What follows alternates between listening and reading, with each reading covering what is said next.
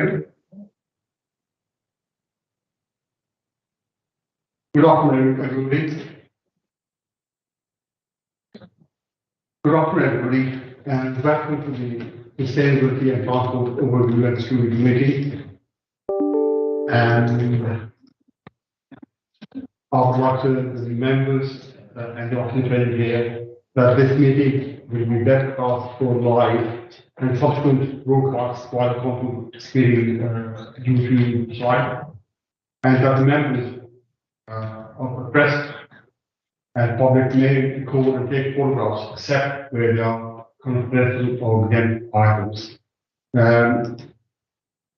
At this stage, I would like the officers and members present and meeting to introduce themselves for the benefit of anyone viewing the webcast.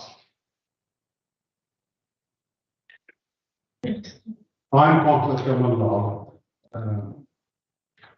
Football and Junior Court Award, and I'm here with this steering committee. Hi, my name is Amelia Murray. I'm an overview and street manager for Bows Council, one of the teams supporting this meeting. I'm Councillor David Barker, I represent Brecon King's Heath Ward, and I'm the Deputy Chair of this committee. Yeah, I'm Darren Chair, I'm the Director of Streets Team. Yeah, Councillor Mahmood, Bronford Hudson Ward, I'm also the Cabinet and Environment. So I'm Colin Green, I'm Councillor for Shelburne. Councillor Tim Huxtable, Hall Green Southward. Senior Plans for Shelburne.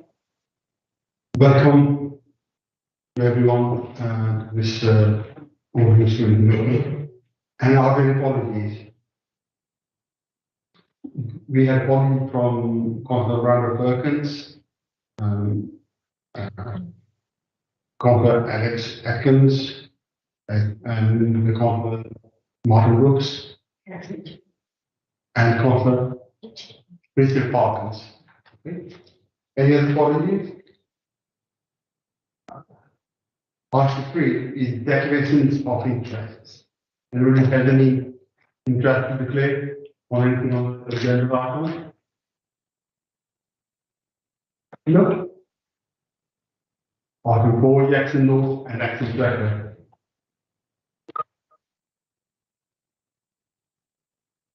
Yes, sir. Thank you very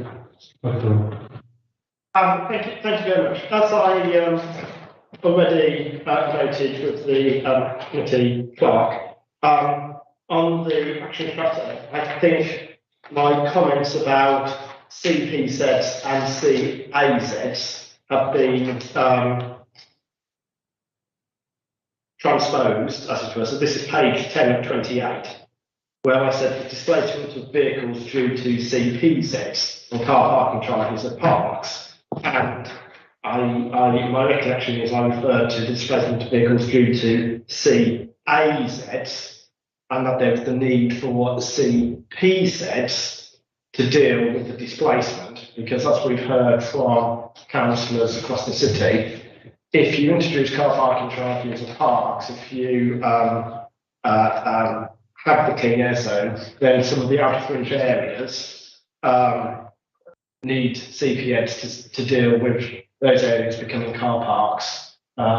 People travelling, for example, into the city centre but not wanting to pay the CAZ charge. I know it gets confusing, but I just wanted to make that clear. Comment on that, there are two subjects. One is related to clearly no impact on the neighborhoods. Yes. The second, all charging in the parks. Of course, we already charge, correct me if I'm wrong, Darren, at Cannon Hill Park, and there's been a displacement impact onto neighbouring roads near Cannon Hill Park with people not wanting to pay the charge. And I'm not going to go into the cooling because that's been agreed, but I'm saying a natural consequence, as we already know from car parking charges at parks, is that people, instead of paying the charge, will park legally in neighbouring roads, which might necessitate a CPZ. Thank you, Sean. That will be noted on the work plan. Right, parking point, seven members of the board. Welcome to our meeting. It's over to you. Yes, thank you, Chair, and thank you for the invitation. As you know, I've chaired 4 scrutiny committees during my tenure as an elected member in the city, and I thoroughly enjoyed chairing those meetings. I've been a member at least another 3 years, 7 years in total. So I'm the cabinet member for environment. I was appointed to the post with May 21st of this year, so I've been here for about 4 years, so 4 months. And all my responsibility for this particular scrutiny committee is it's going to be three of my portfolio responsibilities: green city, climate change, and recycling. As you were, Chair, on the 11th of June 2019, City Council unanimously passed a motion declaring the climate emergency. We did that because we acknowledge the fact that we need to act on the causes and impacts of climate change. And also authorities of West Midlands, neighbouring authorities, they also declared the climate emergency. But we've got a unified approach now where we've got a shared ambition to reach net zero. Our ambition is much more ambitious than the West Midlands combined approach as we have 2030 and 2041. It's a new opportunity presented to all of us across the region to take advantage of this and to have a collective goal by working collaboratively to prevent duplication and maximise resources. So you've got my report, and I'll take it as read that you've all read the report, so I'm not going to go through large chunks of the report. I think it would be good if I can just share with the scrutiny committee the work that myself and officers have been doing since I've been placed in post, such as the big moves that we've been carrying out as a city, that we have housing, transport, and the national environment. Within the housing, Chair, as you're aware, we have 60,000 social homes in the city. We are the largest local authority in the country, and in fact, Western Europe. And coupled with that, we've also got a large supply chain capacity, and currently we're working on 3 city retrofit projects alongside Coventry and Wolverhampton Council.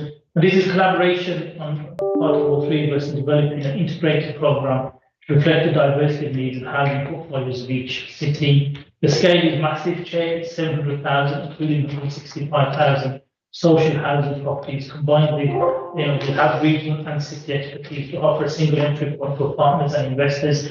I'm really pleased to say the first phase of this work, at a cost of £27 million, has started in Birmingham, and it centres around, quite less actually, centres around my ward, Nigel, where the majority of the properties are, and we've invested to retrofit 300 homes. The majority of my ward, and there's a number of them also in the neighbouring ward of Yardley East, next to the Stepford Cascades Leisure Centre. That work will start. There's all the consultation has started with tenants, and we'll take that going forward. Clearly, cost is quite. If you look at the cost, 27 million for 300 homes, that is a considerable amount, significant spend, and that's just for the social housing. In terms of private owners of properties, if they want to be involved in retrofit, there will also be an opportunity for them. And the current thinking is around having the work done and then placing the charge of the property, so the neighbouring mortgage will sell the property, will be able to bring that money back into the city council to move on to other properties. The route to net zero team, brilliant team, we've now got all set up and running, having new officers with a large amount of expertise. They're working also with city housing colleagues to identify, scale and coordinate activities in the bid to the social housing decarbonisation fund, which is available. And this will also include support for the supply chain scaling as part of the city's wider strategy, the decarbonisation of all homes in the city. We're also working, Chair, consulting with stakeholders, internally and externally, to agree and establish key priorities for the housing strategy, following the latest strategic housing needs assessment, which I believe the cabinet report is coming to us at the end of this year, so possibly next month, if not in December. And because I've got cabinet colleagues working alongside, but they're the ones leading the climate change aspect of that for us to get down to net zero. But there are significant challenges, obviously, with the number of properties that we have in the city as well. It's not going to be cheap, and it's something that we have to have a look at. For example, if we were to retrofit the entire 60,000 stock that we have, just the social housing stock in the city, the cost currently estimated is 3.6 billion, 3.6 billion, that's over 30 years. But clearly sources of funds and planning to address this is a significant challenge, and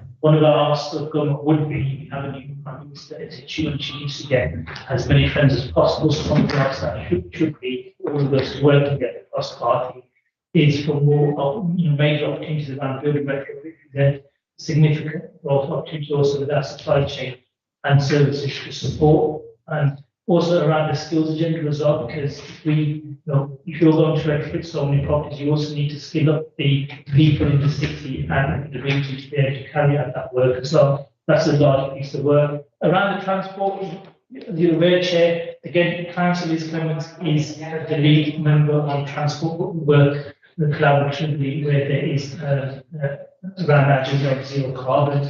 We adopted the Birmingham Transport Plan, which outlined the city's transport system and the fact that it needs to be transformed to meet the challenges of the next decade. As you mentioned, the vision is for a sustainable, green, inclusive, flowing where transport network creating safe and healthy environments that make walking, cycling, active travel the first choice for people making short journeys. For longer trips, a fully integrated, high-quality public transport system will be the goal of choice. Birmingham is also leading this way by relocating road space away from private cars to include the introduction of bus lanes and tram lanes, in addition to reallocating the space to sustainable roads and other uses such as parklets. Examples of schemes that we've got an segregated cycle lane on Bradford Street, the new tram line on Broad Street, and construction of spring routes on the A34 and A45. Also, Chair, you'll be aware that one of the major opportunities that we have in the city is also the electric vehicle charging, where we're trying to move people away from petrol and diesel to electric charging. We also need to either do it ourselves or work with partners and bring about charges across the city. And we do have a 12-year Birmingham charge pump strategy to support the transition, and I think it's 40% model shift that way to public transport walking cycling. We estimate we need to put a minimum of 3,600 charge points by 2032 in line with market growth, but I would say that that's probably a bit optimistic of us. I think we need at least 9,000, if not more, and that's on the basis that we haven't got other partners who are also introducing electric charging points across the city. You can imagine how many cars we've got in the city, so if every car is an electric car, you do need to get people to be able to charge. Around waste, we've introduced 4 mobile recycling centres, and actually the car actually should have put the trophy here, but I think everyone has seen the trophy on at least 2 occasions in Port Council last week, so we're quite well aware. And I was there this morning in my ward, in our gym, we have the crews there, and testimony like to pay tribute to all of the crews. We go out 5 times a week to Friday, 4 different locations across the city, and they provide very valuable service. We are fully aware that the bulk of the items that we are securing from the recycling centres isn't actually recycling. The recycling comes up to nearly 100 tonnes down, I think we've got to, and the household tonnages are 2,333. And what we are doing, we're having a conversation with the manufacturers. We went to the NEC event around recycling. The manufacturers want to speak to us because we've been so successful around how we can reconfigure the recycling truck. What I'm looking at is the fact that a lot of the items that people bring to the trucks is green waste, and that should be recycled. At this moment in time, we don't have the capacity in recycling truck to do that, but we want to introduce that capacity. I mean, the estimate I would say is probably 250 to 300 tonnes that we've probably collected over the last 12 months, which should be recycled. Also, have a compartment for food waste. There's the big push for food waste across the city for people to actually recycle. And again, that's one of the compartments we're looking at with the manufacturers, and obviously cardboard and paper will still be a component for that, any metal pieces, etc. Because that's something that we could work mainly valuable as well. So the paper we still get not a huge amount of money for each tonnage, but it's about 35 for every ton. So again, the more we can recycle paper, cardboard, not only is it good for the economy, it's also good for the city as well. We're also looking at introducing pilots into recycling in tower blocks and main nets, because they've been quite challenging over the last few years in getting recycling from those type of houses, but we're going to have a push, and some of the comms and working with waste prevention and with the housing officers, see where we can best allocate those larger bits for recycling.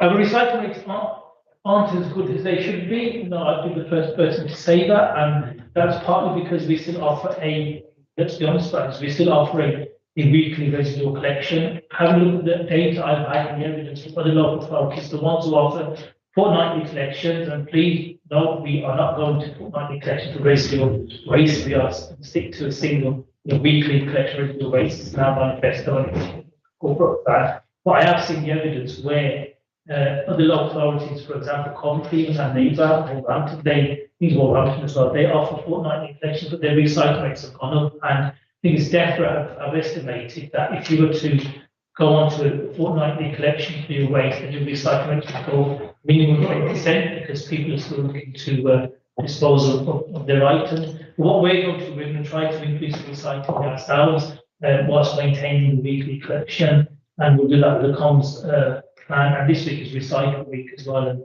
we've introduced some measures at the House of Recycling where we also diversify the items. So, for example, with Sutton, the House of Recycling, you've got the reuser centre on the left, and we visited them a fortnight ago, and you can take items out, you can recycle instead of disposing of them. That works really well. We've also got a reusers centre in Tyneside as well, and they do the same. They do the same as well. So these trucks, the mobile house recycling trucks, they do offer some really good opportunity to get more, large recycling items that we can use and then give it to our partner here, and they can recycle them as well.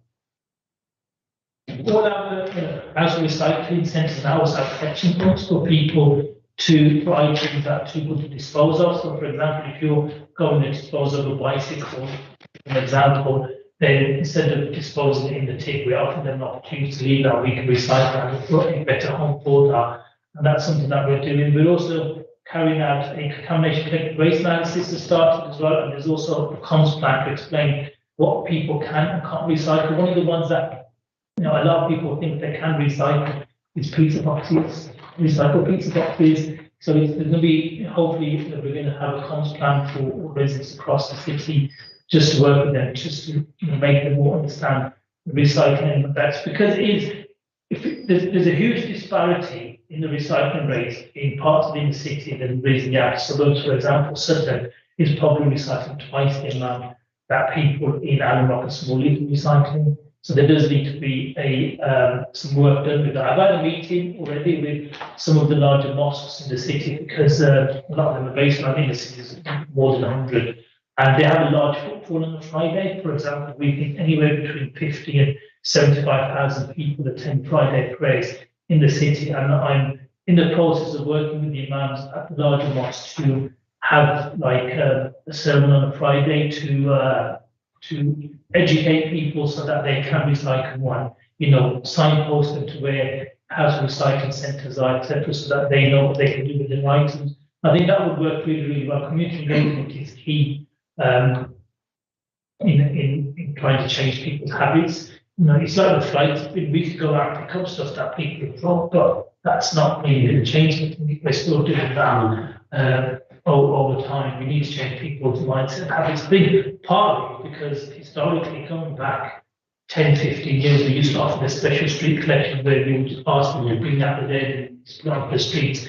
That culture is still there where people think it's okay, that will get picked up eventually. We've started a mini, we call it blitz, but it's probably not an appropriate word, but it's just we call it love your neighbourhoods. It's an expansion of your streets. What we're doing, the street initiatives that we put in last year, it's hot off the press, by the way. The first project took place this morning in Sutton, ready in Sutton Coldfield, working with the council to parking. They actually ran this morning, thanks for the main sector. So we had 41 staff on the ground, from your flight tipping crews, your alleyway crews, your Love Your Streets crew, your graffiti crews, picked up car fridges from just that small section of the Falcon estate.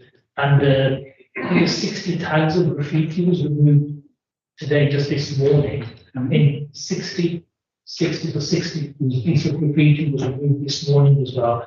And I'm not sure what the tonnage is. We're still waiting for the tipping not to come back, but seems quite a large amount of tonnage. We also have a mobile recycling centre there as well. So it's like an attack at all ends in terms of the street initiative. So we use all the resources we've got. It doesn't cost us because those resources are already there working on other parts. But I just thought working alongside officers is that why not just have a day where we're getting complaints of a large sort of problem in an area, instead of sending graffiti crews one day and then sending flight crews the next week, sending the alleyway crew because it's nearby alleyway, and then sending a mobile household recycling truck on the day. Let's just throw all of them in at one go and just effectively do a massive clear-up of this there. And you can speak to Richard Parkin as a member of your committee anyway. He was immensely pleased. He actually said to me that he's happy for me to convey that he was really pleased with the pilot, the fact that he's Sutton Redcap was chosen for the pilot. There's another pilot, I think we're going to do in Hartlepool next week, Friday, and then following that we're going to hit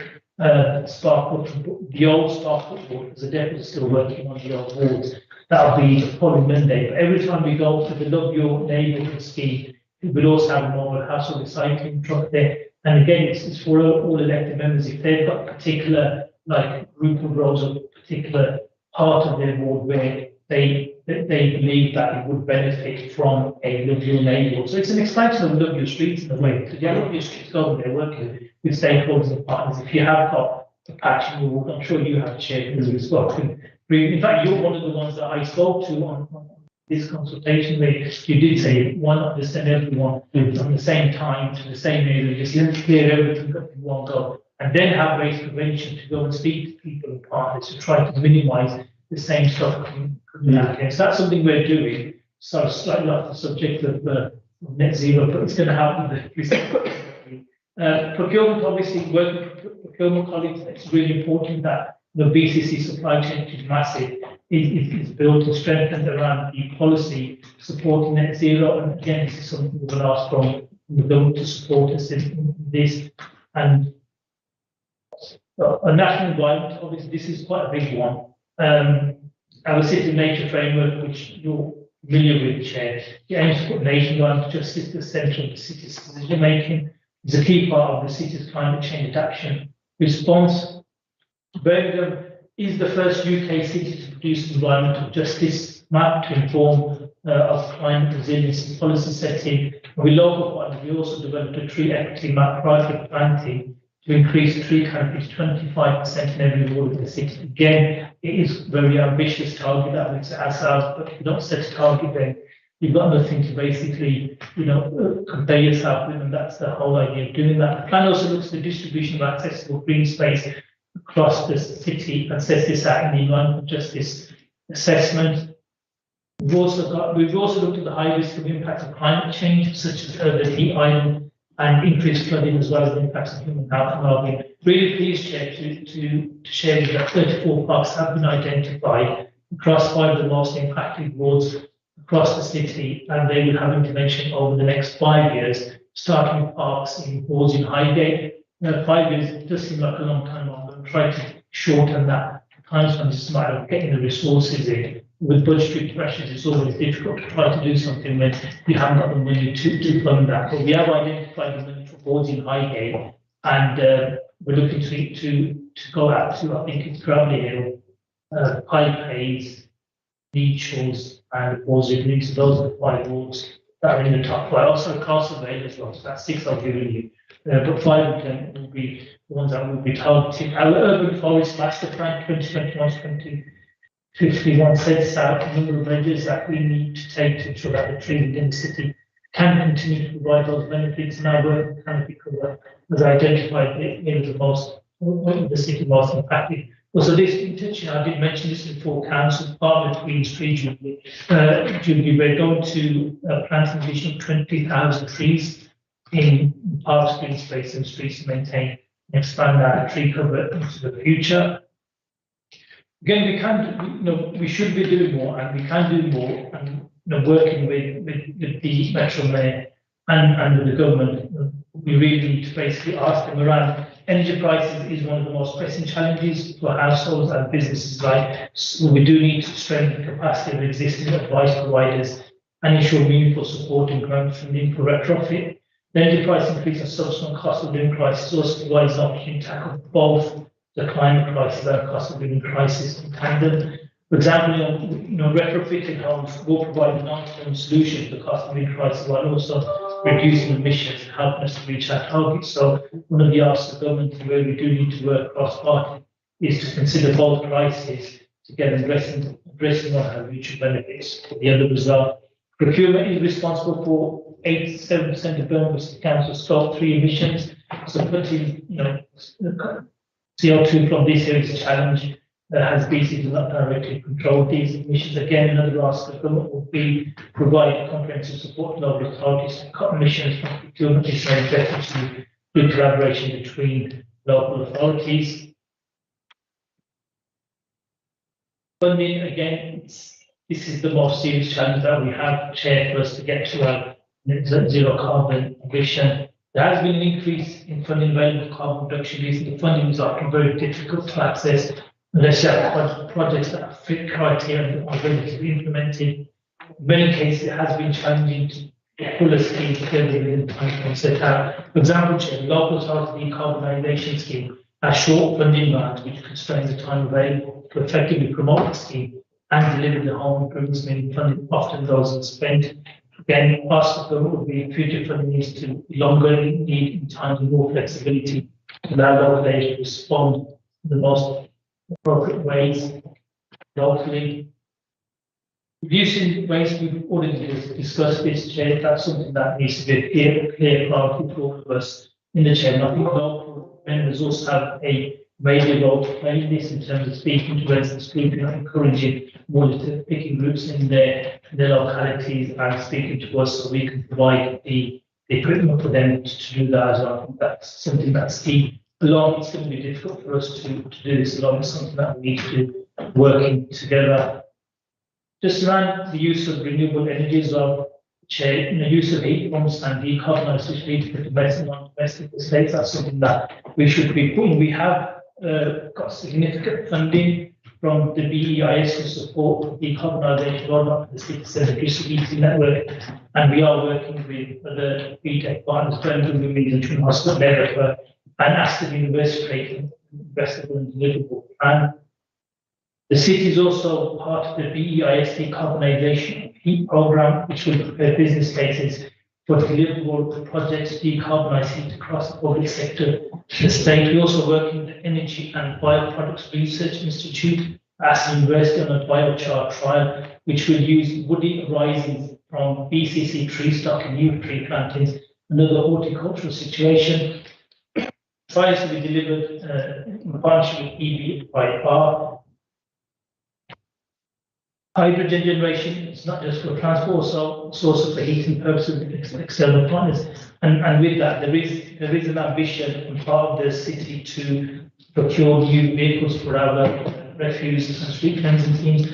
But the cost again is proving a challenge. I think the figures are for electric vehicles, it's £200,000 for a new truck, 200,000 for diesel truck, 400,000 for electric truck, 800,000 for hydrogen. Our ambition is to have hydrogen, but at £800,000 we simply haven't got that funding to be able to do that. So again, ask the government, if they can support us on that, then that would be something that would be that we would most welcome. Just on the waste disposal contractors, assuming it comes within this scrutiny committee as well. We have gone through a competitive dialogue procurement process, which enables us to have a dialogue with bidders. The procurement process has gone through the selection questionnaire stage. Invitation is submitted, detailed solution stage, and we have received bids for the final stage of the process.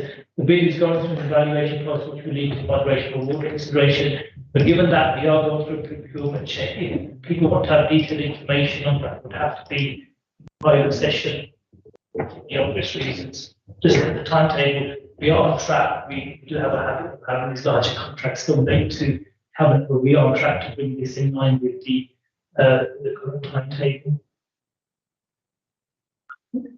Covered as much as I Thank you very much.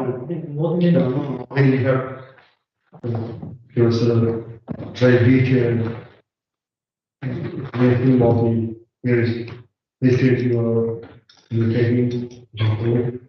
Questions? Thank you very much. Thank you. First of all, proof that I did actually read what is actually presented to us. Fourth bullet point on delivering a green, affordable, reliable bus and public transport system. Construction of sprint routes from the A34 and A45, not spring routes. I think that's a massive typo. I've actually picked up on that. Yeah. It's like in my notes, I can even show you. Let Timothy pick Let's see if people do read actually read them. I think sometimes officers do that on purpose to ensure that members are reading. I'm sure they. David picked it as well, which is working. Yes. Anyway, lots of questions and comments. Recycling. You talk about recycling for masonettes and tower blocks. The previous administration had a policy of underground recycling facilities. I think Darren was actually involved, where we did actually put these in near masonettes and tower blocks, and they were very well used. I had two in my ward. They were very well used, very well received, and then suddenly the funding was cut post 2012, and then just left. So it's nice to hear that they're coming, something is being thought of in terms of masonettes and tower blocks again, but let's not reinvent the wheel. And one of the good things was that they were stored underground in massive things, so you didn't have the visual impact of loads of rubbish on the streets and the environment, which is something else you picked on up in your statement previously. So just thought I'd mention that.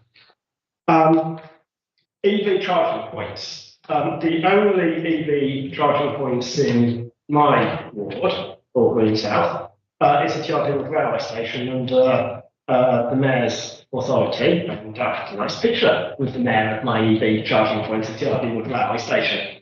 And I know something he's very committed to, as I say, working on a cross-party basis. You know, where we have to do obviously a lot better, because I've got a ward of 8,000 residents, I've got 2 EV charging points, and they're not on anything as a city council estate. And the vast majority of the highways, etc., is city council estate. You talk about on the transport section a limit of 20 miles per hour will be standard on all local roads in order to end on cards and local neighbourhoods, except when I've petitioned for such a speed limit under the current legislation. I've been told by the City Council, computer says no. So if we're going to include that as an example, let's be consistent. If residents want a 20 mile per hour speed limit in their local road to play petition, we can't then put it will be standard when we can control that ourselves as the City Council. You know, let's look at that. I suspect it's because my ward is on the very outer reaches of the city, but that's still, in my opinion, no excuse. You talk about recycling trucks. Are they currently, the mobile household recycling trucks, are they currently leased or are they owned? It's my understanding is that they were initially released, and the lease was very expensive compared to owning them. So if we're talking about cost-saving measures, actually purchasing what we already have got and used rather than leasing them might be an immediate money-saving proposal that could be adopted. Very pleased to hear that green waste will be dedicated. Again, I know a lot of residents in my ward use it to clear the leaves up from the public footpaths, etc. And then their choices for the privilege of doing so. The City Council say either pay for a green waste bin or go to a household recycling centre. So, and they feel that if they go to obviously a mobile household recycling centre, it doesn't get recycled anyway. And boy, do I have lots of trees and lots of leaves in my ward, which is very, very welcome. You talk about decent homes and retrofitting.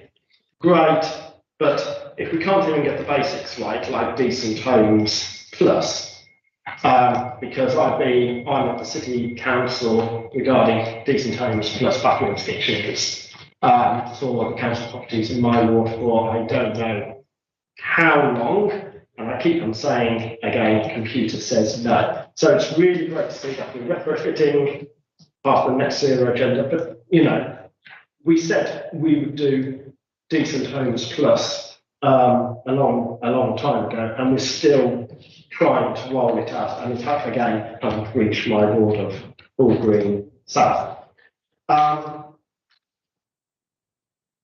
And I was going to say that there's nothing in the report about where we are with the waste disposal and incinerator procurement exercise. As we all know, it was supposed to end initially in 2019 after 25 years. That did give us some time to think about what should happen in 2019. I think you started when you were previously the cabinet member for the environment. So what goes around comes around, and you inherited it again.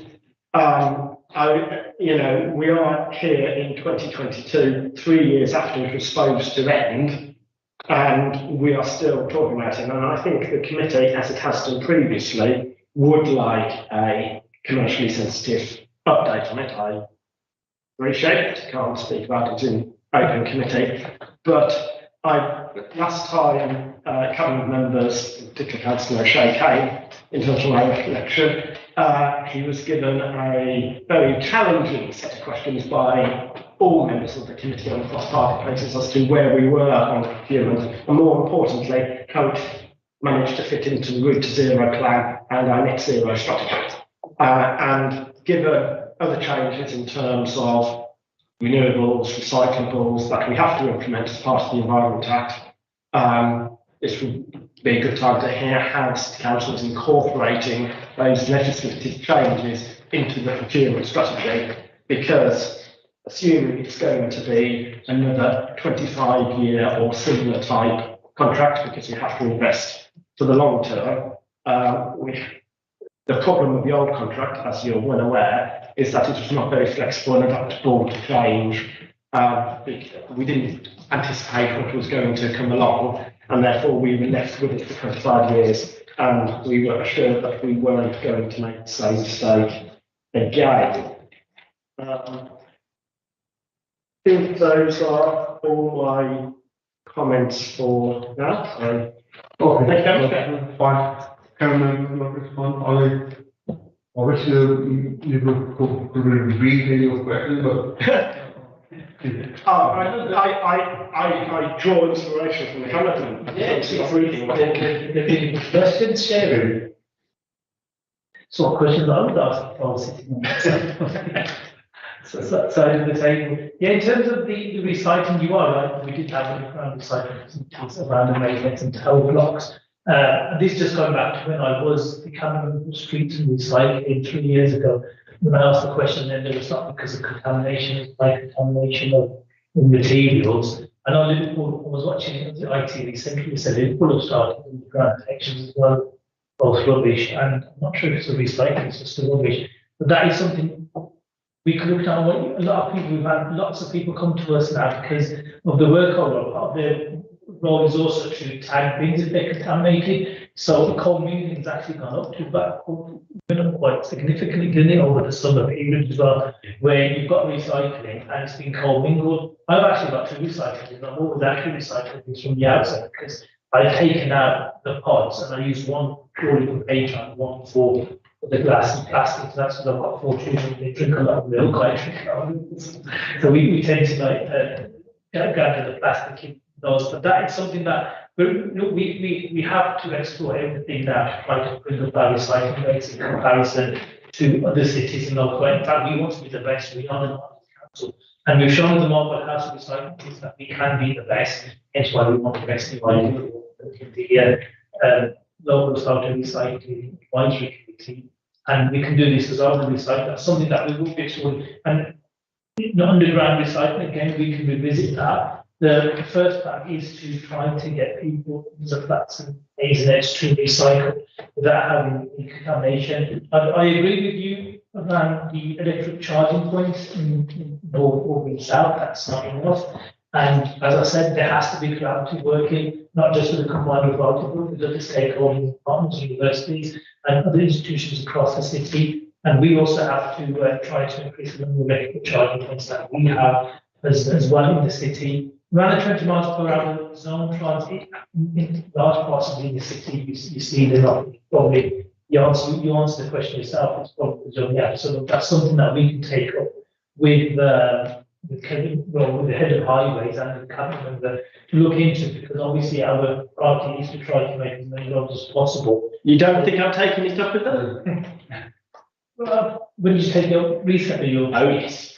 or very recently. Well, we're going to have a conversation. It's one of our priorities to introduce, so that's something that we will be doing. Around the mobile recycling trucks, at the moment they're leased, and it would be expensive to own them, but they're leased because obviously it's a new initiative we produced in the council, so you never know with new initiatives whether they're going to be successful or not. And in terms of, reconfiguring the trucks, if we had purchased them at the outset, we would have been responsible for reconfiguring them. So it's still, although we've been really successful, we've picked up a lot of stuff, it's still, as far as I'm concerned, a pilot in the sense that it's only been running for a year and 2 months now. I mean, July to September last year, that wasn't a full scale delivery, it was just pilots across parts of the city.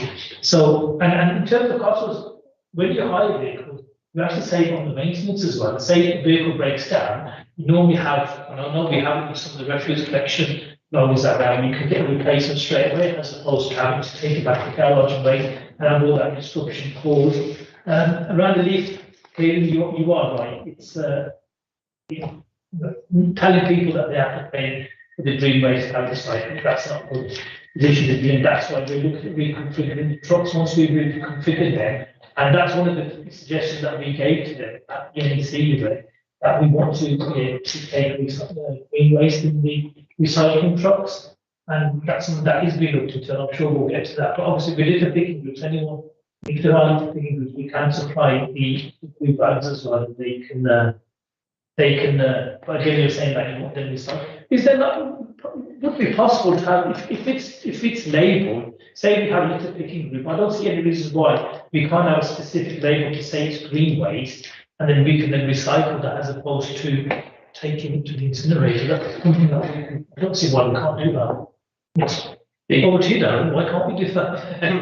The only particular issue with street tree leaves is the potential contamination of the leaves. So going into organic composting, they don't recommend it. So they recommend that those aren't taken. Those that are collected in parks, in open spaces, housing areas are fully recycled. And if they go to the HRCs, all of that green waste goes up for composting.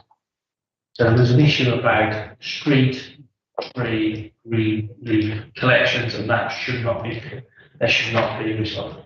Is that the same in other law? Yes, that was the direction. Did you want to come back in before I finish on? No, I'm happy to. You're within the government station, and I would like to come here. Thanks. So, you mentioned the Environment Act. That is, I think it's in situ now. It hasn't actually physically set off, and that will change the collections across the city anyway. For example, one of the asks in there is to introduce food waste. There's also an ask that green waste, that we can't charge for green waste. So if that was to happen on both counts, we would have to buy a third more vehicles across the city, and the contract with the new contract with the waste. Yeah, I did kick it off 3 years ago now, 2 years ago, probably. It's gonna, what I can say, public domain, it's a lot more flexible, and it can be adapted for change as well in the way that we run the new contract, more so than the current one. On the decent homes that I'll have to leave to an officer to answer, what I can say is there is a government target now of getting all houses, those that are rented, I think it's by 2025, they have to get to EPC grade C. in order to be rented on a new tenancy agreement. So that will push a lot of the landlords, well, also all the landlords to bring some of their properties to a high energy efficiency rating, so that obviously tenants will pay reduced bills. Just on the future home standard, do we have an officer who could respond to that? I think Ellie probably could. Do you want to call Ellie in? Could you just repeat the question, please? It's a really bad line. Okay, someone the home standard. Okay, the question is on Decent Homes Standard Plus, the refurbishment of kitchens and bathrooms, and that we should have done this a long time ago. We haven't, and there's still no plan to actually complete it. And the question is, we're now moving ahead with retrofitting, which I'm fully supportive of, but it's about getting the basics right first and completing Decent Home Standard Plus refurbishment of bathrooms and kitchens, because it's definitely not happening in my ward. I'm afraid I'm not sure on that. We'll have to come back to you, I'm afraid. Sorry. Thank you. Thank you. You want to comment? Yes, I do. The Cabinet member quite rightly mentions working with local groups, certificates, so on and so forth. And I've got quite an active group in my ward, all green, keeping it clean, giving them a plug there. But I have been told by council officers, Darren included, that for health and safety reasons, they can't do it on central grass reservations during the week. And they can't do it on roundabouts. Now, that's a load of rubbish, because people do it anyway, and there's never been any accidents. I've done it. There's never been any problem. The grass central reservations are very wide. They've even got curbing, but you know, they have protocols in other local authorities that actually allow them to do it. And you know, why do we keep on going back to this risk-averse? We won't officially sanction litter picking on grass central reservations, which are strewn with litter during the weekdays. And indeed, I believe council officers are told not to do it during the week as well, because of health and safety concerns. And yet we have them walking back and forward across actually busy roads collecting the waste. And these are, quite obviously, these grass central reservations and roundabouts are traffic free. Vehicles do not drive along the grass central reservations. Apart from, however, BCC park stands that drive along these grass central reservations and park on them when they're actually tendering roundabouts and planting flowers. So here we have, in Hall Green, spending money on double curbing to prevent entry onto grass verges, notices, signage, and BCC park stands with all their logo park right on the grass central reservation. And I've got photos of it, I've shown them previously, I've got one from last week, and we are undermining our own message about the importance of our environment, of the grass verges, and so on and so forth. And I would like to know what is going to be done on both those issues, because volunteers are very important. We're sending out a really silly message to them, which is just so risk averse. Thank you. Thank you, Chair. Yeah, first, I totally agree with you around the volunteers in the city. They do a tremendous job on behalf of the city, and since I've been post, I've been encouraging more and more people to step up. And the ones that don't really get the recognition, not the ones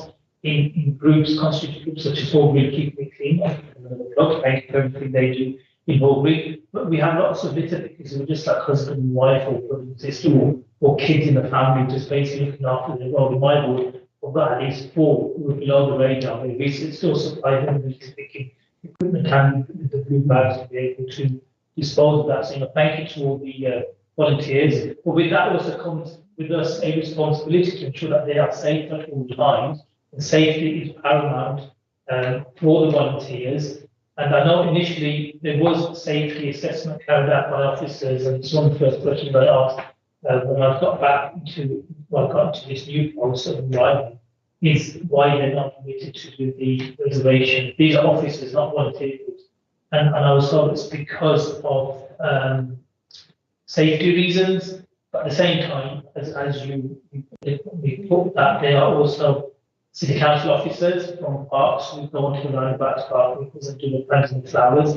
Is that not the same? So it's something that the officers have in this meeting. I've asked the question that what's the current procedure and whether we can, officially ask or allow permit volunteers to carry out that work. But safety is paramount. As far as I'm concerned, safety is paramount. More so with volunteers who carry out a duty on the betterment of the city of people. So Darren, what's the current safety guidance that we have in terms of reservations, both for officers of the council and for the volunteers in the city? Okay, so I'd like to shout out to the volunteers as well, because I agree with everything's been said, and they are absolutely providing a massive service to the whole city. They're on groups working across the whole of the city. Fantastic. There's a set of guidance called WIS 24, which is a guidance for working on and around highways. And the problem that we have is that if we are formally told, well, there's a formal group that wants to do it, we have to make sure that everybody's fully compliant with WIS 24 guidance. So to enable our staff to do it, we have to take a risk assessment, and part of that is also looking at the speed of the road and the traffic on the road. So we have got some roads where we do not send crews down during the week. They can only go down there on the weekend because of the speed of the traffic and the volume of traffic that goes down. There are other roads where we are able to work on a weekend, on a weekday, doing central reservations.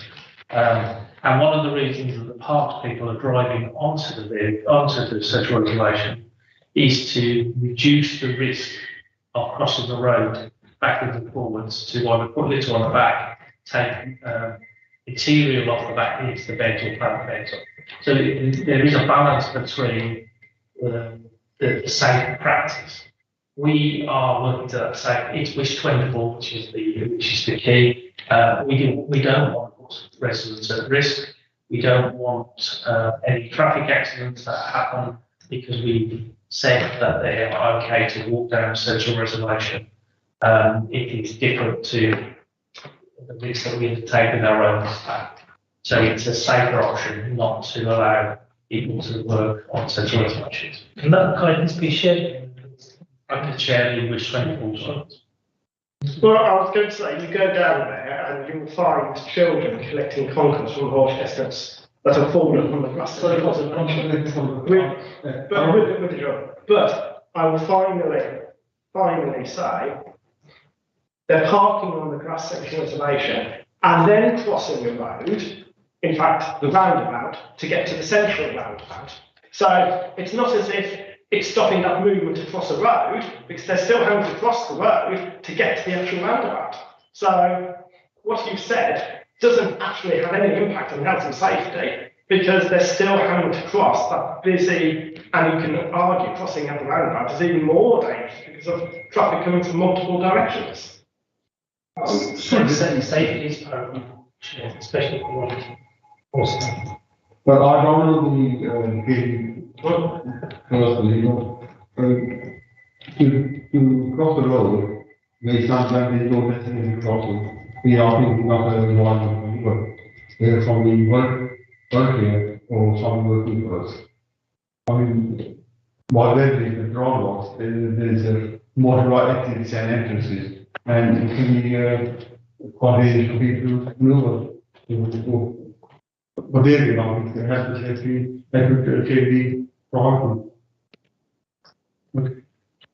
Right. Thank you, Chair. I have a small number of questions, if I can ask them.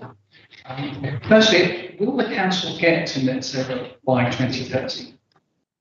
And on refitting of houses, we've heard that it costs 3.2 billion over 30 years. 30 years, how will that affect the city's net zero target? 2030. We've also heard from the officer that street leaves may be contaminated and cannot be recycled. Should residents not be putting them in the recycling bins and all that compost or? I welcome the comment that you're looking at other things to do with the mobile household recycling centres. In terms of food waste, is it realistic that people will store food waste for 4 weeks and then take it maybe 2 or 3 miles to that recycling centre? Doesn't seem likely to me. Lastly, on EV charging points, I welcome that there are plans to make more of them. As an EV driver myself, I noticed in my work there are 3 sites, 2 at supermarkets, 1 at a petrol station, right along the southern boundary. They're miles away from most people. Is there a plan? Is the plan to spread these out throughout the wards or concentrate them actually in the city? Thank you. Thank you. Thank you, Chair. Thank you, Colin, for those questions. I'll take them in reverse orders. Yes. Written them down. We have to be realistic. The EV charging, we need to put in, we're saying 3,600. There needs to be a lot more. They need to be spread out across the city. You can't just stand there in the city centre or in one part of the ward or the other part of the residents of that ward can't get to. It needs to be the nearest possible location for them. It also means we need to do a mapping exercise and allow stakeholders, petrol stations and other stakeholders who may be installing EV charging as well. As a city council, we need to look at our data to ensure that we can reach as many people as possible when we get those installed, so fully on board with that. At the moment, household recycling food waste is one of the options we're looking at. Because of demand that we've had from litter picking groups, what take lots of standings from, because given that they go out there, some of them on a daily basis picking up litter off the streets, I need to give them, take full standards of what they say. And one of the options that they kept telling me is about food waste. We might have to introduce it anyway, because of the environmental bill. We need lots of money from the government to introduce that, because we'll need lots of new resources. In terms of the 4 weeks, what I have done with the mobile house recycling, I've reviewed the allocation of the trucks over the last, since I've been in post actually, because I wasn't happy with the allocations that were there. So what we've done now to ensure that there's more, so like on a map, so if you've got the map of the city, we're trying to work it that there's also always a mobile truck quite close to a property in the city or within a few days. So for example, I've done every 2 member, 69 wards in the city, every 2 member ward from October 1st of this year. The depots are going to allocate one truck every month for every 2 member ward. That's your, so you've got a baseline, that's your baseline. For every single member ward, their baseline is 1 truck every 2 months. That's across the city regardless of anything else. You get that guaranteed. So every 2 member ward gets 1 truck a month, and every single member ward gets 1 truck. And it's based on calendar weeks. So sometimes you might get 2 or 3. You might get more, but depending on the calendar weeks as it goes to the year. And then on top of that, the trucks that were left, what we've done with them is we've looked at the flight ticket statistics based on July figures we used of this year just to make it better, because that's when we were having discussions. So based on that, the top 10 single member wards get another truck for every 2 months on top of their baseline, and every 2 member ward, top 10 of flight ticket gets an additional truck in their ward as well. So if you're in the top 10 2 member wards, you get 2 trucks a month as of October 1st.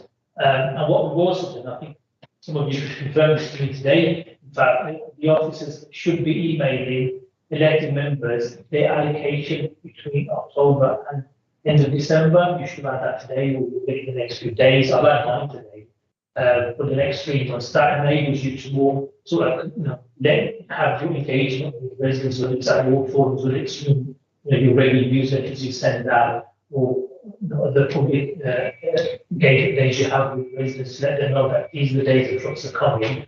And you'll get the same again, towards mid-December, where you'll get your sites for the next 3 months, or January, February, March. And I think once elected members, we all talk to one another, you've all got trucks, and sometimes, I have a truck which is close to the boundary of Ward End, or Shard End, or Yardley East, and I'm able to let people know that, look, we've got a truck here. And the website is going to be improved as well, so everyone will know, or members of the public will know where the trucks are. So that will give people more of an opportunity. You know, ideally, we should have a truck on every single road, but we don't have the resources, all comes down to resources, don't have that. In terms of the, so I think that would give more opportunities for people around food waste. But I do think it's something that we want to push because I know one or two councils, I can't remember their names, Darren might be able to help me, who introduced food waste, but then stopped it because it wasn't actually producing as much food waste that they thought it would do, and they stopped it. And as we've discussed with Councillor Huxtable, whenever we do a pilot, we need to ensure that we've got the funding for that pilot and going beyond. That's why sometimes it's cheaper to hire trucks for these type of exercises. In relation to street leaves, if you've got a green bin, are you able to dispose of them? Darren, I don't have any issues. If you put your, if the restaurant puts leaves that they collect in there, recycle, green recycle bin, we will recycle. But what we have to do when we collect on the street, in the volumes that we do, we have to segregate that waste. But small amounts of waste in that you collect that either fall into your garden or just outside your house would be fine with you or recycling. Good, thank you. So I've still got two more. So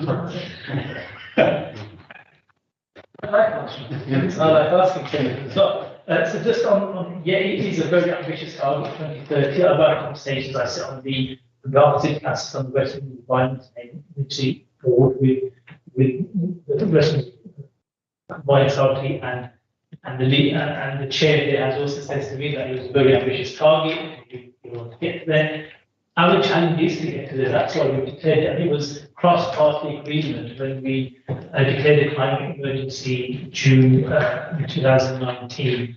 So we are going to get there, but funding is significant. As I said, 3.2 billion over 30 years. It's like retrofitting 300 properties. The pilot's happening now. Once we finish that pilot 300 properties, then we'll really know the scale that we're up against.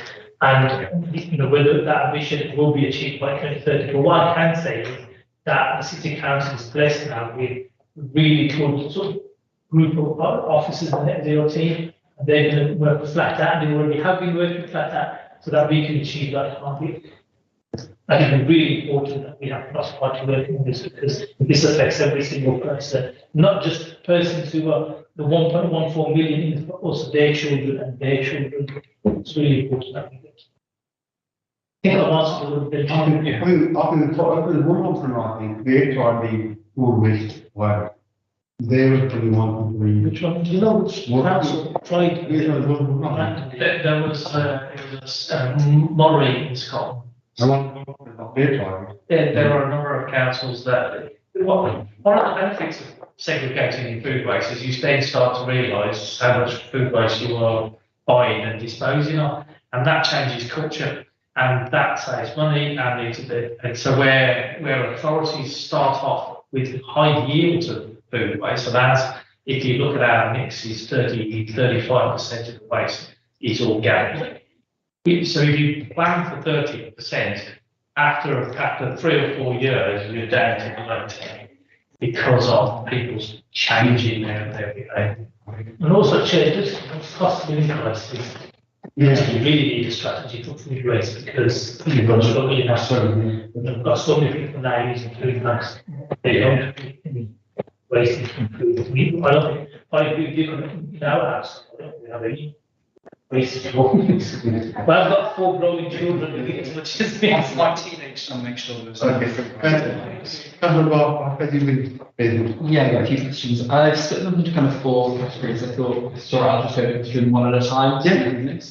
So the first thing is on trees and parks. I get you have a lot of briefings and documents to read, but there's one I sent recently by the parks team that included a heat map showing kind of the city coloured by vulnerability to extreme weather. One, have you read that? And it'd be good, I think, if you could distribute this to members and particularly liaise with councillors in the park coloured red when there's extreme weakness to heat. And on this, looking to trees, because one idea would be to plant trees in those areas to reduce vulnerability to extreme heat. And then on that as well, what work are you doing with ward councillors to improve parks and green spaces in their wards? And finally, what steps have you taken so far to develop and establish a city centre park? Can we see any progress on this? Okay, in reverse order again. Yeah, there is plans on city centre park in Smithfield. Those plans, I can't take credit for those plans. They're already in situ before I was appointed to the post. But what the ask is of the organisation that wants the park is that it should be larger than it actually is what we've got in the plans. So we're having a conversation with them to try to increase the actual size of that park in the city centre. In terms of working with councillors on parks, we've got the Future Park Accelerator scheme, which is an innovative approach that we're taking in the city. And that's around what I mentioned in my presentation, is those that are on environmental justice, in terms of that we need to attract more people to those parks because it's not used as much, and the social deprivation in those parts of the city is quite high. So we've got a scoring for those parks. And I've been working with all of the councils in the wards that I mentioned. We've had site visits and working collectively together. The second thing on the parks is we've also we've obtained detailed breakdown because funding is, I'll be honest, it was so to kill that park in the city. So much funding was withdrawn from our parks that they're finding, it's hard to bring in any new infrastructure parks. But we have got Section 106, which if it's ring fenced for use on parks, we're having a conversation with elected members. We've got the list now, and we've also had Councillor Mosquito as well, see where we can work with the elected members, where we can bring about economies of scale in terms of if you've got 4 parks in the city, different parts of the city, if the ask from all the elected members is for gym equipment, if it's for a player, let's see if we can bring that in at the same time, because it will probably be cheaper as well to do that. Around the heat map, we've got our ambition is for tree canopy across the city of 25% in every ward, and we would base that, and it's 20,000 trees that we're planting. A lot of that comes from the varying budgets we have in the city. It all comes out. But if someone came to me and gave me a part of money now and said, go and plant trees, the first trees that first location I would go to those that ones that got the highest heat map. And with the climate change and the very hot summer that we've had, that actually increases the redness in even the map. It changes every 6 months, 12 months. So that's something that we would be doing with those elected members. But again, budgets need to be identified, and the current briefings I've had around budget, it's not very good. Thanks. And I'll just say on that, I did ask when we will see progress on the city park, any timescales or anything. No timescales. It's down to planning in terms of what the planning document has said in terms of timescales. But there is a big push, and we do have, there's a collective ambition from the cabinet that we will have a city centre park. And for me, I want it as large as possible, but others may have a different view, but we will have a city centre park. In fact, it's quite embarrassing that we don't really have a big, large city centre park in this city. We are the largest council in Western Europe. Yeah, I think we've got agreement across the board. I think we're the largest in all of Europe, East and West, but on transport, now I realise there's a lot of massive funding portfolio, but you mentioned EV charge over here. I just wondered what practical steps you're taking with ward councillors to isolate good locations in their wards. Yeah, as you said, council is leading on that. And then again, you mentioned about the integrated transport system. Are you taking any steps on that, or is that all? It's councillors, so once. So you have the lead member, which is councillors. Once she's agreed lots of the direction of travel, then we need to speak together and come to a joint collaboration. Following process. Okay, council since then. And here we are. So on air quality, we have a target we've been given to get 1 air quality monitor at a school per ward. Could you commit to offering a monitor at every school and every ward, perhaps using clean air zone money, because some of us, for example, in this community have 11 schools, some others have 1. Again, transport comes under this kind of air quality specifically is a question I asked at the start when we portfolio allocated. It doesn't come to the briefing, any decisions around the spend of the clean air zone money, with councillors, then it's not be consulted right on that decision. Just on clean air zone, this is more short photo. Can you confirm for me about vehicles and non-compliance? If so, what the plan is to change them over? And also, if you own any non-compliant vehicles and if you want to change them over? Me personally, I own 2 vehicles, one's compliant, one's non-compliant. The one that you will see in the city centre is the non-compliant vehicle. In terms of changing the other compliant vehicle, I've had that vehicle for a number of years and I really like that car. If anything was to happen, then I would change that car, but I'm quite attached to that car, which I've owned for the last 7 years. Way before discussion with cleaners on in the city. But yeah, I do have one car that's non-compliant, which is the one that, which is a family car that we use. It's a 7-seat, so we can use that for all the children. And the vehicles? Yeah, we do have a number, unfortunately. It's actually a question that I asked last year. I was sitting on the resource of old green scrutiny. It's a question I used to ask at every meeting around the non-compliance, and the majority of my refuse. Because 2 things are happening around that. One, Montague Street, where the vehicles are based, that's going to be, the actual site's been sold, and the workforce will be integrated with the Redfern Depot. That would minimise the vehicles going through the cleaner zone. The second, obviously, we've got the procurement happening around the new vehicles. We've got a capital budget to buy new vehicles, and we're looking to see in terms of hiring new, all the vehicles are hired, they're compliant anyway, so it's not an issue. So yeah, hopefully get to a position, because I do think it's our policy that shouldn't be any vehicles that are non-compliant cities. So yeah, there's a lot of work happening around that. I think it's so understandable that we need time to change things over, especially if there's a plan.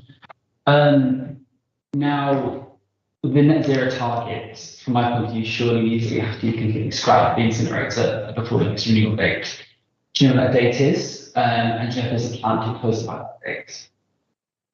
That would be commercially sensitive. I can have that discussion with you in private. And then finally, a couple of last things. Do you have a plan to deal with needing bins for homes of other shops, flats across the city? And the one thing you mentioned about fortnightly refuse, would that, just my clarification, would that mean weekly recycling collections, so just to swap them over? And regardless of that, when would you aim to deliver this if possible? Okay, flats above shops. We've got a waste prevention team goes and speaks to the flats. A lot of them that we know are registered, a lot of them also not registered, so we don't know them. So we've tried a number of pilots with them. We've had red sacks. We've given bins, which don't really last long because a lot of people in the shops are transit population, they don't stay there too long. But what we have done as part of the 7.2 million we invested for street initiative, we've got an additional sack crew who basically go around picking up sacks for flats above shops as well. And another conversation we've had with yourself as well. We're trying to get all the flats that are above shops listed onto those routes as well. But again, it's down to budgeting as well, getting that budget for the next municipal year as well. Fortnightly collections, that's not really, that was me just making the point that the evidence that I've had presented to me is those local authorities that have have fortnightly collections and recycling tends to be about 10% more than other cities, and therefore has told us that if you did revert to fortnightly collections, your recycling will increase by 10%. But we have no plans at present we have no plan at present, and we're not going to have a plan at present in the next Labour administration to revert to fortnightly residual collections. But budgets are such that conversations are always happening around. At this moment in time, there is no plan at all. But the point is just that you can increase recycling. It would be a quick fix, but we're going to try every way to increase the recycling. If we actually, and I've had a look at this with officers, if the worst performing wards in terms of recycling, say all those wards, in terms of, I mentioned a few that I know of, like Allen Rock wards in Highgate, if they doubled their recycling and we got to the levels of places like Alderley South, that's quite full recycling, Sutton Coldfield, all of them really interesting. We would probably increase it by 5% straight away in terms of the overall recycling rate. So my job, and you can probably to the accountants, is try to increase the recycling in those localities. In some parts of small even, this was my, this was in 2014, I was in cabinet, we actually gave the larger bins to people in those roads. And well, if you've got a large 360 litre bin and you've got 4 people in the house, why would you want to recycle? Because you've got the bin to dispose of your, that does need to be looked at again. But I think it's always hard to take a bin off a person once you've issued the bin to them. But those type of decisions didn't really help our recycling. They did help keep litter off the streets in that year. But you know, with climate change, you know, priorities change for councils and for people. Thank you. Yeah, no, it's a very interesting discussion about city centre parks, because I recall, if I remember correctly, a press release from the then for the parks talking about Eastside Park being the first city centre park for 130 years in Birmingham at a cost of 11.7 million. Ground was broken, if I recall, in 2011, which was completed late 2012. Would the then head of parks like to comment on that? Eastside Park is up and running. It's a above the millennium point. It's well used. It's well used by students, particularly, and it is a very strong. It's won awards. It's a very good city centre park. What it needs though is networks from that park to other areas of green spaces and the blue networks as well. But it is a strong park. It's very Quite interesting actually. And the reason being is because I've got some personal attachment to that part of the city. So my late father used to work in a foundry, Gabriel, which is where Millennium Point is. So I've never really viewed that part, you know, as that part of the city, as the city centre. But we are obviously increasing the size of the city, so we do actually have a city centre park, but it's on the east side. But I think the push is to have something right into the middle of the city centre that people where, so you've got all the buses around the city centre. I think people want something within that bus network. That's where the push is for the city centre. But yeah, see. Right. Done in 2011, I hasten to add. Going to the opening. Thank you, Chair. I have 3 further questions, if I may. Could you explain what 25% tree cover is? Because surely it can't be 25% of the ground is covered with trees. Is there a ward that has that already so we can see what it looks like? And on a different topic, why does the council prefer hydrogen vehicles over electric when electric is half the price and there is infrastructure in place for that already? I've got the tree canopy is not, it's not based on the base of the tree, it's based on the canopy at the top. So each one, that's a lot. How it's spread in terms of the base of that tree. There are some wards in the city that can have more than 25%. It's in the fucking fund there. Can't find something that we can send to please. Okay, thank you. Yes. Green South is definitely one of them, because Tim is smiling. It is, but Right. there is a number of wards. There are a number of wards. Where we're hard is hit in terms of tree canopy covers in the city. Yeah, sure. And that's where It becomes very. so the amount of justice map we've got, it shows you on the parts as well. There's also the report that David referred to on the heat map, so we've got, so we can send that report to David. Read anyway. So we can do that. So what was the question? Yeah. Hydrogen versus electric. Hydrogen, it's more environmentally friendly, but in terms of the cost, it's more cost. You know, it costs a lot more than your electric vehicle. The plan is to get to hydrogen for the reasons that Ellie will now share with the committee.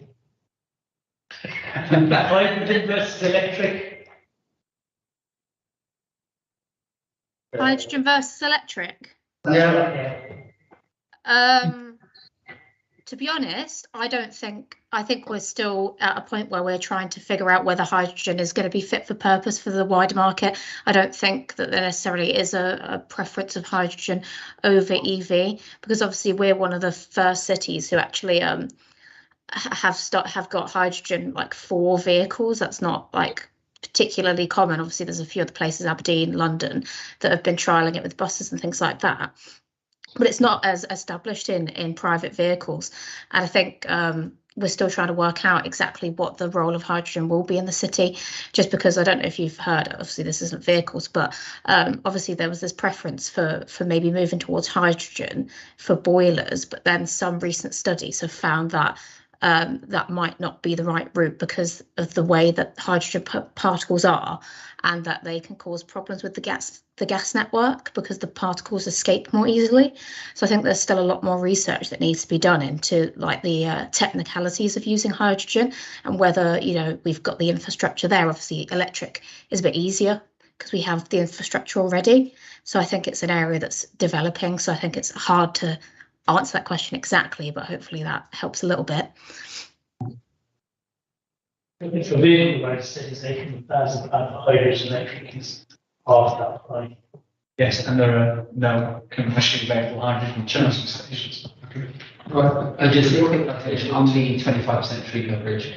Is that localized on the board in any way? Because you will have settlements in the park that will completely skew figures. So is it as a city as a whole? But then also, is there then something specific to a minimum percentage for each ward, particularly in the city I would worry about? Yeah, so Sutton Park, when we said the 50% of it is in Sutton Beatty, so they tick all the boxes because they've got Sutton Park clearly. But it's to increase, the ambition is to get 25% in more wards based on what I agree with you in terms of, you've got some of the depots still work on the other wards when you come to do street cleansing and stuff.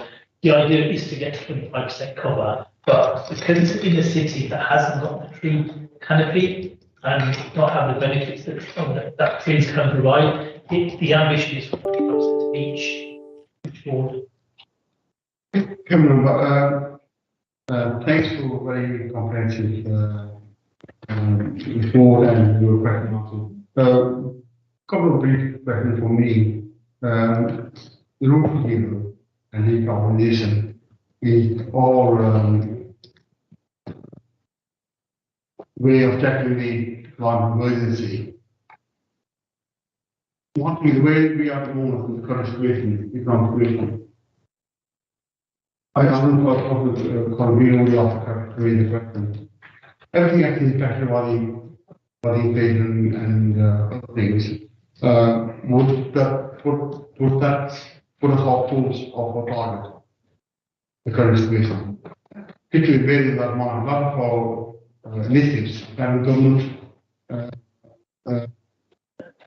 funding, the way the state government funding is, that there looks uncertainty that we will get the funding we need to meet our climate emergency measures. And I haven't heard anything from our report regarding the employment benefits. Naturally, it's been argued that if we are going part on the green revolution, not only will benefit our climate emergency, but also will create jobs. So far, in terms of how many jobs have we created locally due to our green initiatives? Just two questions. Yeah.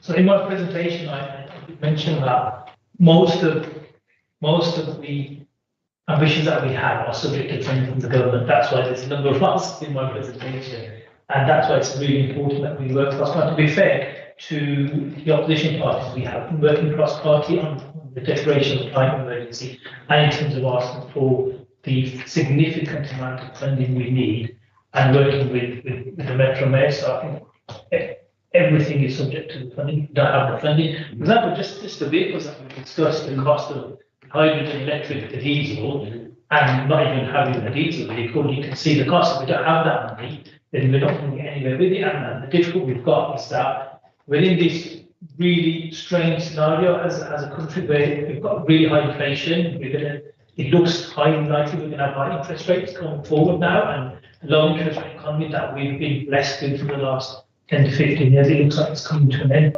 So we're in a difficult place. So the government needs to have its priorities, and I'm hoping that one of the priorities is that they will continue with funding, especially the biggest game changer we've got in these cities around the retrofitting of properties. And they have created investment zones, and I know we've been working with this task force led by the MP in bringing East Birmingham into that investment zone. So that will bring about some opportunities for us as a city council to work collaboratively, not just East Birmingham, but also North Solihull, because parts of North Solihull are quite deprived as well. That challenge will use border to parts of East Birmingham. But in terms of the job, I can't give a specific number of jobs because I don't have that data with me, but I'm more than happy to take that data and present it to you. The biggest, if we were to go on we're going to retrofit 300 properties now in Torbenham and Yardley East in the city.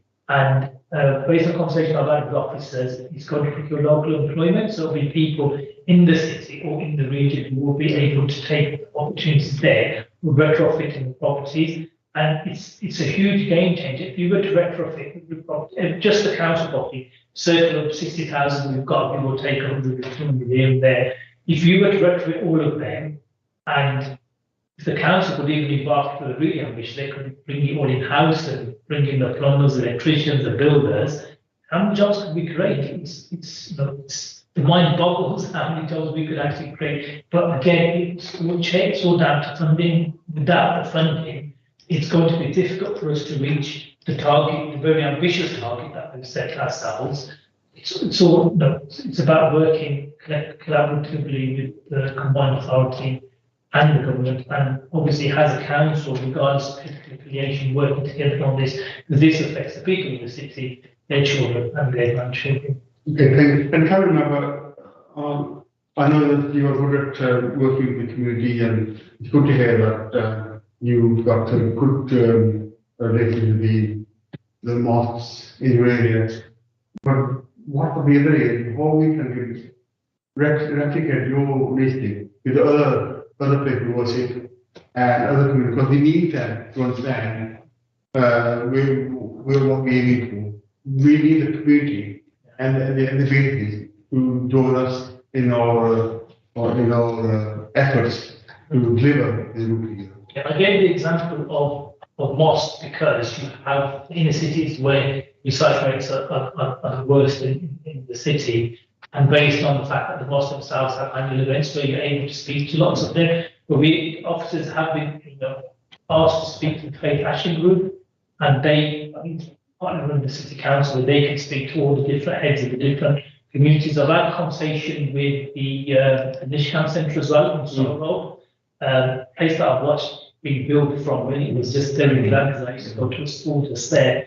And they're quite positive as well in terms of delivering that message. With the mosque, you have that footfall on a Friday. That's why it's massive in the sense that how often would you be, unless you've got a football match, obviously a cricket match, where you get that message delivered to that number of people who are sitting there and listening to the individual who's giving out that information. But we are, if you know many groups, organisations, also with the little people to work with all the different little groups. In trying to, she's holding an event for them as well. This is something that we're going to.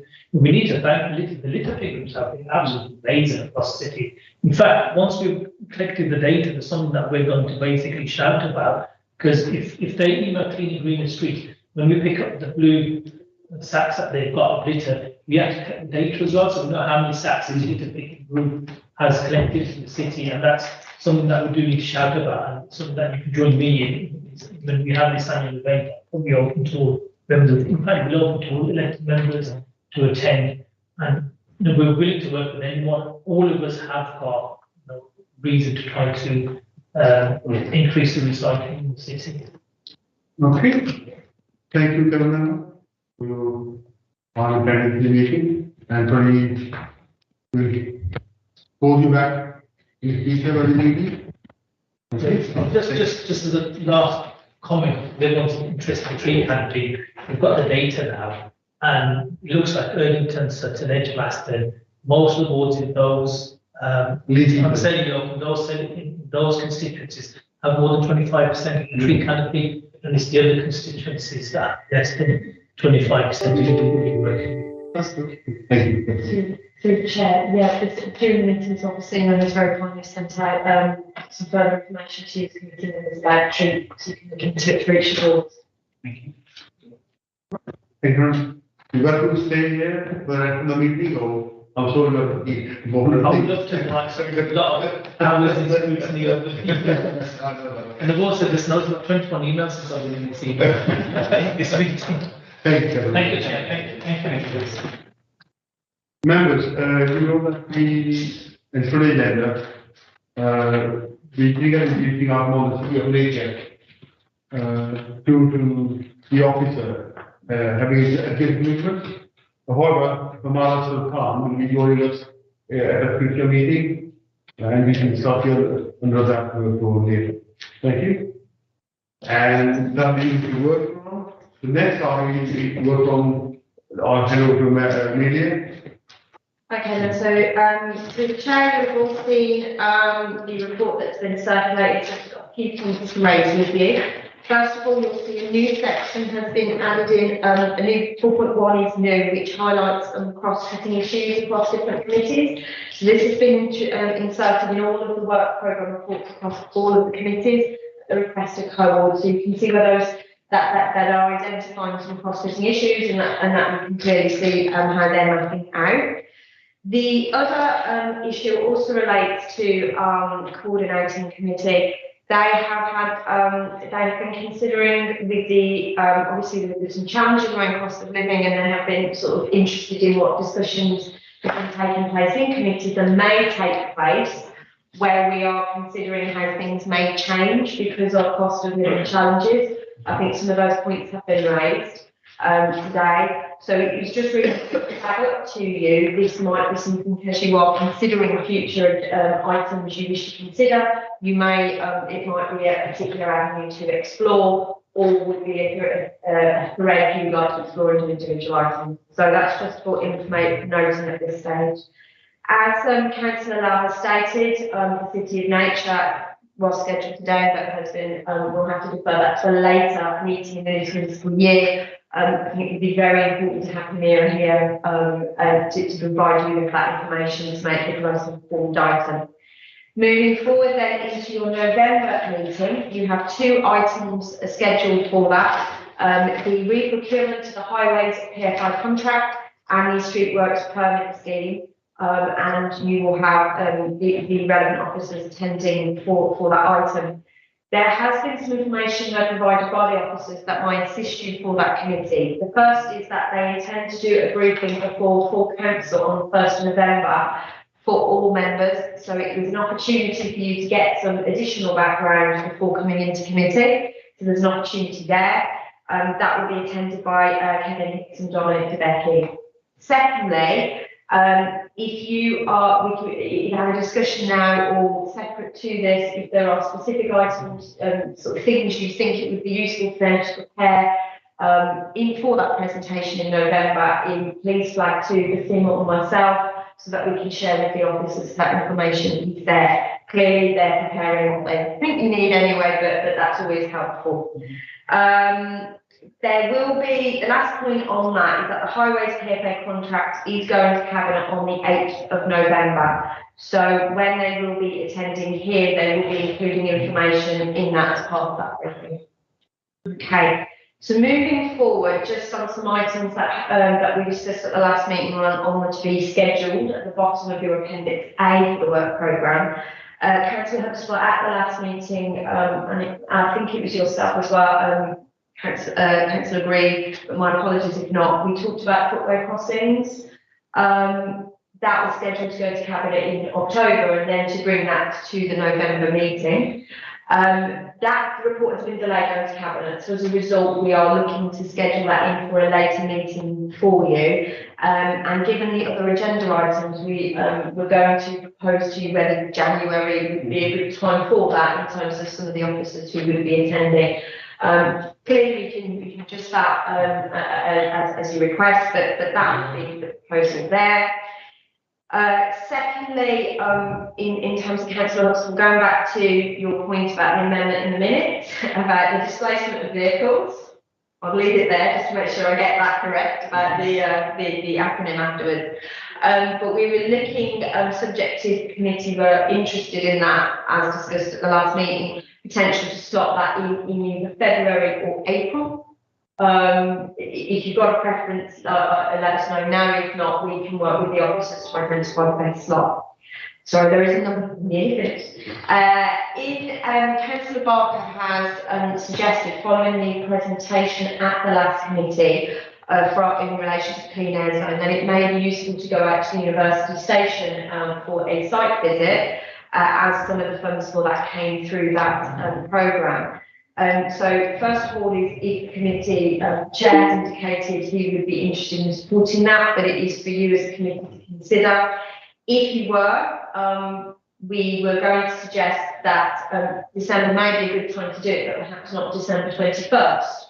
So subject to officer availability and your own availability was whether or not you would be interested in moving that slightly earlier in December to perhaps the 7th or the 14th.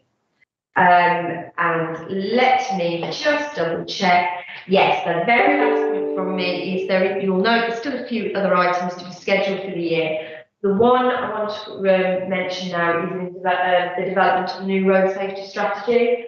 The officers are very keen to come to you as a committee to get you involved in that at an early stage, but we are waiting for a new member of staff to start, so they have requested that be slotted in, and when that has at the appropriate time. Okay, right. I have this visit to University train station with well, Rio. Yeah. Would you like have a visit in early December or only after in January? As you know, Chair, and as I've declared properly, on my register of interests, I am the lead member for our Metro on the Transport Delivery Committee, and therefore I chair the member engagement group. And we are also proposing to do a site visit to the University Railway Station, hosted by the head of rail delivery, Tom Hayter, at West Midlands Rail Executive Transport West Midlands, etc. So it would seem sensible that we do it together. So if it's acceptable to you, Chair, I look forward to Amelia, Tom Hayter's contact details, and we can actually speak to Tom to arrange a mutually convenient date to visit University Station. I would, however, emphasise, as per the public report to Transport Delivery Committee about University Station, that there is a delay in the baseline entry into service for University Station due to, quote, internal cladding supply going into administration, moving to a two-stage entry into service to support the Commonwealth Games, loss of several critical resources from contractor organisation, and that a revised opening date is during the winter, not necessarily this calendar year. So it might be worth checking with Tom Painter when the most appropriate date is, whether we want to see work in progress once it's back up and running, or whether we want to see the completed article. But I will leave that to you to. It's very much opening site at the moment. Okay, just one question. Hey, have you ever been the member for Rail Metro with BBC? I mean, you're wondering why anyway. Yes. So can we give you that you feedback to us when drawing through severe technique or few things, is there like one question, then you tell us. With your consent, I'll be very happy to do that. That. Do you happen to know when we're planning to have a visit? Well, this is what we're discussing when it would be the best, because obviously it was open in time for the Commonwealth Games in terms of an interim set of arrangements so that it could cope with passenger capacity, and that was achieved in July. But as Councillor Green has said, it's nowhere near the completed finish at this moment in time. And we were going to see what progress had been made by the contractors on site to complete the work, given the critical failures that I've just outlined. Yeah, fine. One thing is that often you don't go to building site. It's not the opposite. It's something that is whoever is responsible for the contracts. What I do is to see progress, how it's progressing. So I think when you gathering feedback from the UK. Tom Hampton. And to let us know. Yes. We'll consider it. Yeah. But in the past, they always had a TDC and school committee meeting joint Saturdays. We have not done that. So I think it'll be good practice to do. Agreed. Okay. Anything else?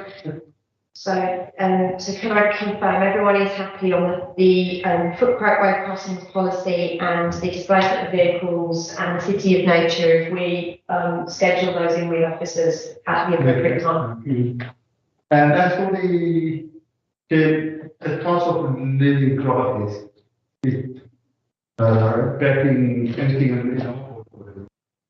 There are changes from suggested from the Fiona, what illegal? Yeah. He had a great thing, under the cost of living prices, in terms of fair increases. To my knowledge, the fair has been fallen for next couple of years, so the cost of living prices would not be taxed directly on the cost of the fair. I know we do have some issues there with the legal or not, but that's being one side. But the big thing we have at the moment, which I can see, the cessation of the COVID funding for the bus operators, where there were some 70-odd bus routes at risk. That may be something which we can look at. The impact of the lot of bus routes. It's also about if you want government alternative way of keeping going. So, well, there's several issues. So let me, if it's helpful, say we've got three main transport delivery systems at the moment in the West Midlands in terms of paying. Metro, train, bus. Okay, bus, as is talked about, is price free, so they capped £2 rate, which is a government national-wide scheme. Obviously, you've also got the English National Concessionary Travel Scheme, etc. Rail fares are increased by a set formula, except the government have said they're not going to do it CPI, I think, plus so many percent. The government have said that will mean a huge increase this year, so they are rethinking that, but we don't know what they're proposing in terms of rethink. Also, Metro is determined by Transport for West Midlands because it's run by Transport for West Midlands. But of course, we also have the other problem is because Metro is run for Transport for West Midlands, that the Metro staff would like a particular pay increase. Transport for West Midlands say they can't. That is a cost of living issue, which may or may not have a severe impact on the travelling public on the West Midlands. So we have to take that into account. In terms of funding, a lot of transport schemes are capital funded, rather than revenue funded, and the capital funding through the city region sustainable transport settlement or trusts, through ring-fenced grants, Story Hill Railway, etc. And capital seems to be less affected by the cost of living crisis as opposed to ongoing revenue things. So in one sense, from a transport perspective, we are buffeted from the cost of living crisis because we have a lot of capital funded schemes which have already are being or will be delivered through ring-fenced funding. So if that puts it in a bit more context in how it relates to the current cost of living crisis, I thought I'd share that and be helpful. Yeah, but all I'm going to say is sorry, this thing from the coordinating committee staff, that is something which may block our committee. But Shall I give context? yes. So what has happened is that coordinating had some initial conversations. We'll get into the meeting and thought it would be helpful to put together a grid of what committees, without actually being prompted and without saying we're going to talk about cost of living, had already indicated maybe concerned. So it was a kind of like a, where are we now? And then it could be a prompt to then to consider moving forward. So I think at this stage, as Councillor Lowe has outlined, in terms of the transport, you know, there's a discussion about, we think we'd be okay around fare increases, as Councillor was just informed, it, you know, capital schemes, there's ring fencing around that, so perhaps they're less vulnerable at this stage, but perhaps anything that's revenue based will be about but that could be more vulnerable. So, you know, that's something we can add to that grid. I mean, clearly there may also be things you want to talk about in other parts of transport in terms of, I don't know, would cost of living affect the choices people made to make different choices as we're trying to shift people into using different travel modes. And also around, we've talked a lot about recycling and sustainability. Will it have an impact in that agenda as well? So I think at this stage, the ask is to be, for us just to be, as a committee, for you to be confident that you're thinking about it and you're identifying things, potentially for the work programme, but also you are highlighting your thinking on that. So if you have any, yes, what we have piloted before in the Birmingham is a recycling incentivisation scheme for take-up and usage of recycling, which actually meant people got points on their Nectar card, which they could actually use, obviously, to buy from a supermarket or petrol stations or whoever accepts Nectar cards, but also they teamed up with our leisure services department and could use that instead of paying to go to a leisure centre to redeem the points against leisure centre usage. I think the leisure centre in question, as I recall correctly, was Burton. And one of the pilot areas was, where I'm thinking here, Burlington. So maybe it's worth, from a cost of living, see if something like recycling incentivisation could be brought back. And indeed, as I have often reminded people, it was part of the City Council's bid in 2012 to the weekly waste collection scheme funding from the government to introduce and reintroduce such a recycling incentivisation scheme. This one that we never got round to as the City Council implementing.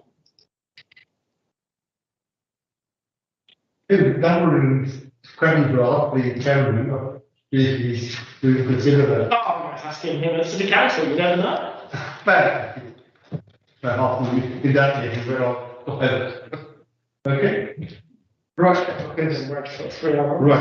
Okay. So next is the date and time for next meeting is 16th of November. We'll be here. Are there pollings or board questions? Possibly. You never know. Okay. Any other business? No. Call to chairman and officer draft. Agreed. Thank you much. That concludes the meeting and thanks for the presence. Thank you. Thank you. Thank you. Thank you. Thank you, everyone. Okay. Bless you.